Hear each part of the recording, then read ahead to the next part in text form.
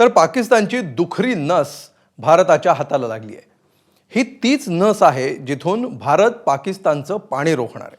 जिथे पाकिस्तानचं पाणी रोखलं जाणार आहे त्या बगलिहार धरणावर सर्वात आधी एबीपी माझा पोहोचलाय। चिनाब नदीवर असलेलं हे बगलिहार धरण पाकिस्तानसाठी खूप महत्त्वाचं आहे। पहलगाम हल्ल्यानंतर भारतानं सिंधू कराराला स्थगिती दिली आहे। त्यामुळे आता ही दुखरी नस भारत दाबेल या भीतीनं पाकिस्तानची गाळण उडाली आहे।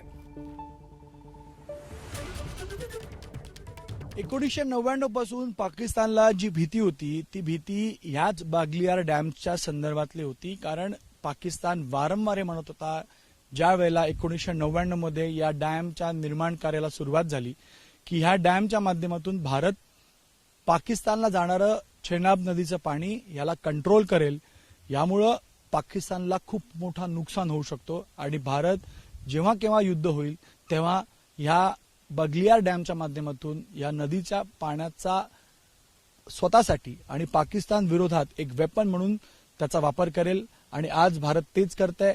भारतानं इंडस वॉटर ट्रीटी सस्पेंड केली आहे आणि त्यानंतर मी या बगलियार डॅमची दृश्य तुम्हाला दाखवतो।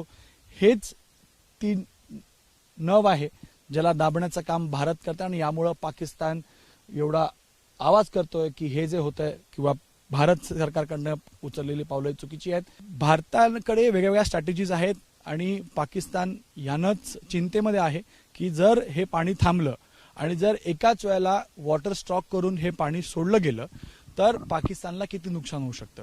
आता प्रक्रिया मी तुम्हाला सांगू शकतो की सध्या तरी इथं हायड्रो पॉवर इलेक्ट्रिसिटी जनरेशन सुरू आहे आणि यामुळं या पाण्याच्या माध्यमातून 6 टर्बाईन चालतात।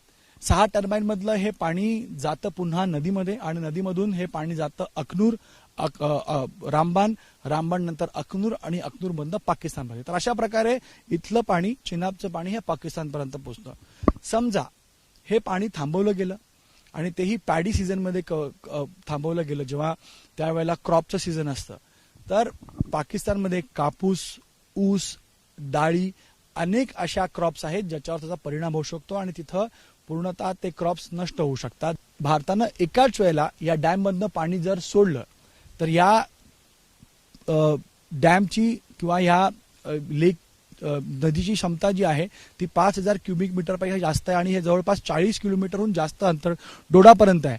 म्हणून एकाच वेळेला हजारो लाखो क्युबिक मीटर पाणी इथनं सोडलं जाऊ शकतं आणि हे पाणी जर एकाच वेळेला सगळ्या गेटच्या माध्यमातून अखनूरहून पाकिस्तानला पोहोचलं तर पाकिस्तानमध्ये पूर परिस्थिती निर्माण होऊ शकते।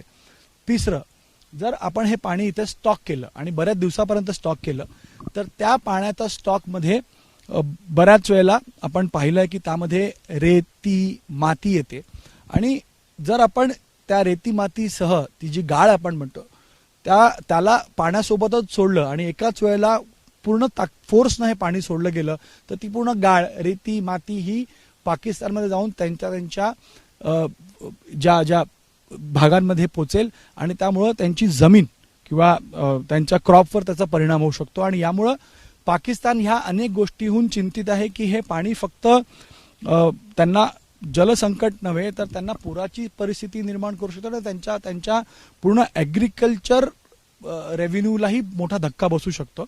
करारमध्ये असताना पाणी कधी सोडलं जाणार आहे ही सगळी माहिती भारताला पाकिस्तानला द्यावी लागायची, एक डेटा द्यावा लागायचा। पण आता करार नसल्यामुळे डेटा देण्याची गरज नाही।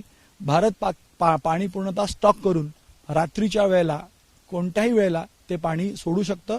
त्याद्वारे भारत ह्याला एक मोठं वेपन म्हणून वापरून पाकिस्तानवर हल्ला करू शकतो, करणार आहे आणि यामुळेच पाकिस्तान याच्या विरुद्ध बोलत आहे आणि भारत स्ट्रॅटेजिकली पाणी हे एक हत्यार म्हणून सध्या तरी पाकिस्तान विरुद्ध वापरताना आपण पाहतोय। एबीपी माझा, उघडा डोळे बघा नीट।